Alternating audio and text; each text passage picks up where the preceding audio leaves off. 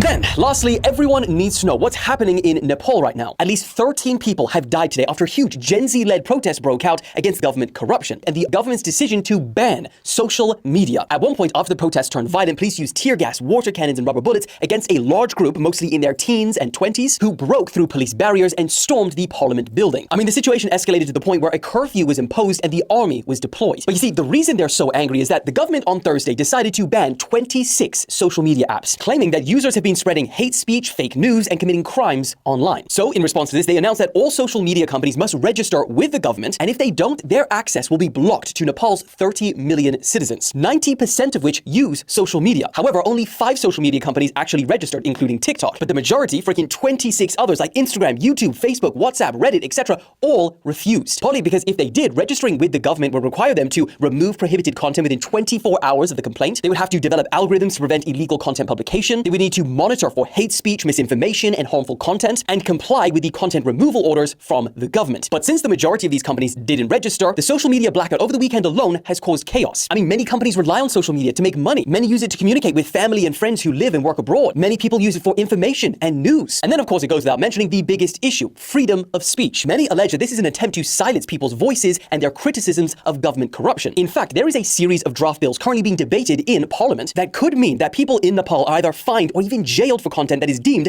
against the national interest, and it would even allow the government to shut down newspapers and revoke licenses of journalists. And that is huge because yes, the protests that we saw today were inflamed by the social media ban, but ultimately the root of the frustration is government corruption. Now, the country's prime minister has hit back against these allegations, denying them, saying that he will not tolerate the nation being undermined and that the independence of the nation is greater than the loss of jobs of a handful of individuals. Now, as of right now, TikTok is technically the only place where people in Nepal will be able to see this video. But for those of you in the country using VPNs that can still watch this, make sure you let us know what your thoughts are in this whole situation in the comments. It'd be very useful to know what you guys think because you're actually there going through this. But with all that being said, I hope you guys have had a great weekend and I hope you have a great week. I will see you again on Wednesday, but until then, catch you then.